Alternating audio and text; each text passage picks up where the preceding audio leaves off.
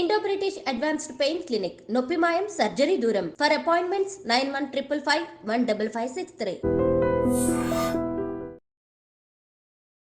నమస్కారం, నేను Atluri Ravikanth, interventional cardiologist, Yashoda hospital Somajiguda.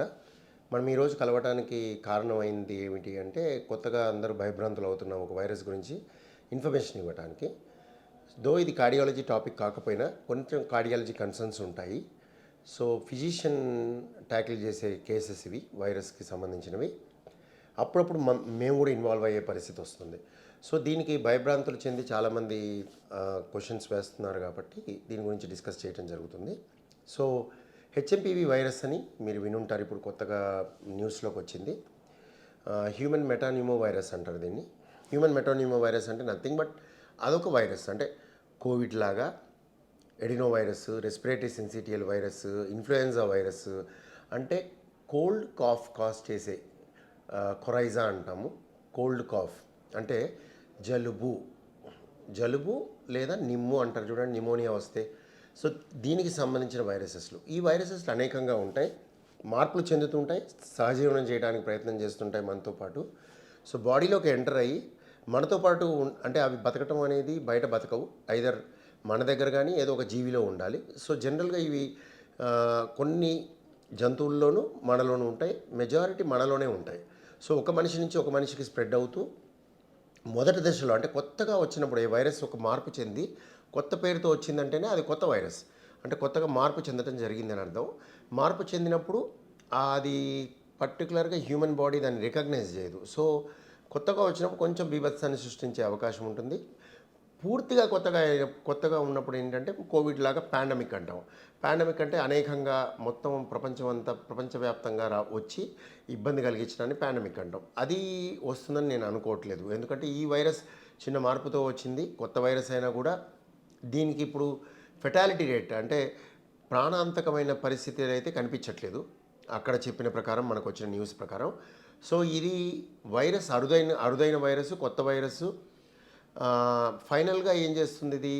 జలుబు, దగ్గు, మెయిన్గా జలుబు, తర్వాత ఫ్లూ, బాడీ ఏక్స్ కానీ, వీక్నెస్ కానీ, మెలైజ్ అంటాం, పని చేయలేని పరిస్థితి ఉండటం, లెగలేని పరిస్థితి ఉండటం, వీక్నెస్ ఉండటం, ఇలాంటివి జరుగుతాయి. అండ్ కొంతమందిలో ఇది లంగ్లోకి వెళ్ళి న్యూమోనియా కూడా కాజ్ చేస్తుంది. సో ఇది కరెక్ట్గా చెప్పాలంటే ఈ ఫ్లూ వైరస్లు అన్నీ ఉన్నాయి కదా, influenza, COVID, adeno virus, respiratory syncytial virus, ఇట్లా రకరకాల వైరస్లు ఏవైతే ఉన్నాయో అన్ని వైరస్ల మాదిరే ఇది కూడా అలానే ఇబ్బందిని కలిగించే అవకాశం ఉంటుంది. కానీ కోవిడ్ చేసినంత మహమ్మారిగా ఉండకపోవచ్చు. సో ఇది ఎలా వస్తుంది? ఒకటి, దీని లక్షణాలు మనం ఇప్పుడే చెప్పుకున్నాం. ఎలా వస్తుంది అంటే అన్నిట్లాగే ఒకళ్ళ ముక్కు నుంచి ఇంకోళ్ళ ముక్కుకి వెళ్తుంది. అంటే బాడీ ఫ్లూయిడ్స్ ఒకటి, అంటే బాడీ ఫ్లూయిడ్స్ అంటే నేను ఇప్పుడు మనం ముక్కుని ఇలా అనేసి ఈ పక్కకి ఎక్కడైనా దాన్ని విసర్జించినప్పుడు అది ఎవరైనా టచ్ చేసి అది ముక్కులో పెట్టుకోవడమో చేస్తే అలా జరగచ్చు. ఫోమైట్స్ అంటాం, అంటే ఇక్కడ అక్కడ పడి ఉన్నప్పుడు మన మిశ్రమం, ఇప్పుడు తుమ్మినప్పుడు, దగ్గినప్పుడు మిశ్రమం ఏదైతే తయారవుతుందో అది ఇంకోళ్ళు ముట్టుకొని రావటం, ఇది తక్కువ అవకాశం. మెజారిటీ దగ్గర ఉన్నప్పుడు ఒకళ్ళ ముక్కు నుంచి ఇంకో ముక్కుకి వెళ్ళటం. So through air droplets, so air డ్రాప్లెట్స్గా వస్తాయి. సో దీనికి రాకుండా ఉండాలంటే చేయాల్సిన ప్రక్రియ లైక్ కోవిడ్కి ఎలా చేసామో అలానే దూరంగా ఉండటం, సోషల్ డిస్టెన్సింగ్, మనిషి మాట్లాడుకున్నప్పుడు దూరంగా మాట్లాడుకోవటం, అండ్ దగ్గరికి వచ్చినప్పుడు మాస్క్ వేసుకోవటం. సో ఇంతకు మించి చేయాల్సింది ఏం లేదు రాకుండా ఉండటానికి. అండ్ ఈ వైరస్కి ఇప్పుడు ఇమీడియట్ వ్యాక్సిన్ అయితే దొరకదు, ఎందుకు అంటే కొత్తగా వచ్చిన వైరస్ కాబట్టి దాన్ని ఇంకా రీడ్ చేయాలి, దానికి వ్యాక్సిన్ తయారు చేయాలి.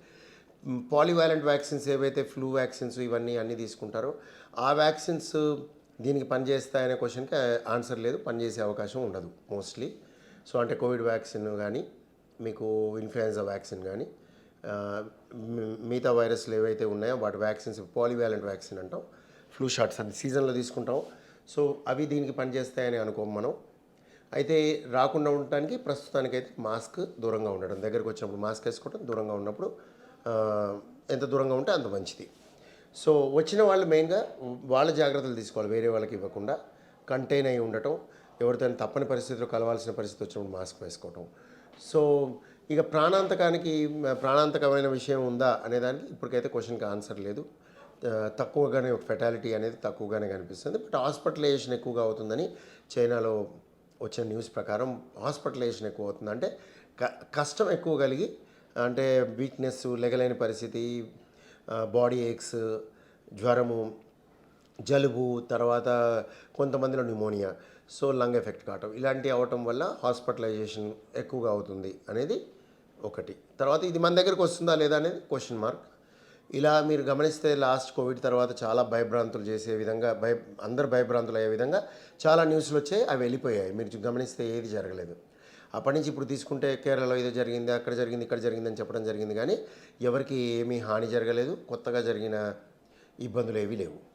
అండ్ ఇంకోటి మీరు తెలుసుకోవాల్సింది, ఇప్పుడు కోవిడ్ అనేది ఇప్పటికీ ఉంది, అది మనతో సహజీవనం చేస్తుంది. సో ఏ వైరస్ వచ్చినా ఫైనల్గా మనతో సహజీవనం చేయాల్సిందే, మనం వాటితో సహజీవనం చేయాల్సిందే. సో మనం మెయిన్గా భయం వదిలేసి, ఇది వస్తుందా రాదా ఏం చేయాలనే భయం వదిలేసి జాగ్రత్తగా ఎప్పుడులాగానే సీజన్లో, జలుబు దగ్గు సీజన్లో అందరూ కూడా దూరంగా ఉండి మాట్లాడటం, ఎవరికైనా ఎస్పెషలీ ఫ్లూ సిమ్టమ్స్ ఉన్నవాళ్ళు వాళ్ళే దూరం జరిగిపోవడం చేయాలి. తప్పని పరిస్థితుల దగ్గరకు వచ్చినప్పుడు మాస్కులు వేసుకోవాలి. ఇవి ప్లస్ హ్యాండ్ వాష్, ఆ టెక్నిక్స్ అన్నీ యథాతథంగా ఉంటాయి. ఫోమైట్స్ నుంచి వచ్చే ఆ తక్కువ శాతం కూడా తగ్గే అవకాశం ఉంటుంది. సో ఈ జాగ్రత్తలు తీసుకుంటే సరిపోతుంది. భయం విడిచి సేఫ్గా ఉండే ప్రయత్నం చేయండి. నమస్కారం.